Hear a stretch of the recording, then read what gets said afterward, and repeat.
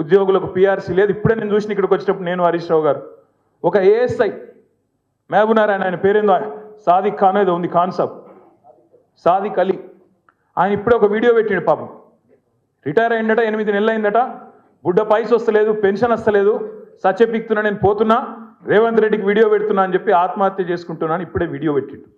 ఒక ఇట్లాంటి పరిస్థితి ఉన్నది ఇలా పెన్షనర్ల పరిస్థితి గది, ఉద్యోగుల పరిస్థితి గిది. మళ్ళా ఇవాళ అన్నీ ఉండగానట మీదికెళ్ళి ఒక్క అమలు చేసింది లేదు ఒక్క హామీ. ఇప్పుడు హరీష్ రావు గారు ఒక మంచి మాట చెప్పినారు, అప్పులు అప్పులు అప్పులు అని తప్పుడు కూతలు కూర్చుండు. ఒక గది చెప్దాం, అప్పుల పేరిట చేసిన తప్పుడు ప్రచారం ఆనాడు మేడిగడ్డకు పర్రె పడ్డది అన్నాడు.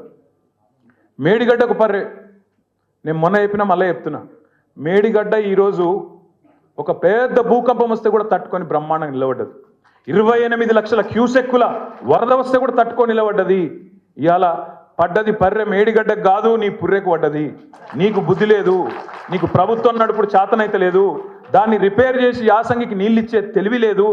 దాని మీద మాట్లాడదాం. యాసంగి పంటకు రైతులకు చివరికి అటు కిందికి కోదాడకు, సూర్యాపేటకు, తుంగతుర్తికి, మా డోర్నకల్కు అక్కడికి నీళ్ళు వస్తలేవన్న మాట గది మాట్లాడదాం. అంతేగాని ఈ కేసు దీని గురించి ఏందో ఆందోళన, దీని గురించి ఇబ్బంది ఏమీ లేదు. బ్రహ్మాండంగా కొట్లాడదాం, సుప్రీంకోర్టుకు పోదాం, ఇంకో కోర్టుకు పోదాం. మనం తప్పు చేయలేదు.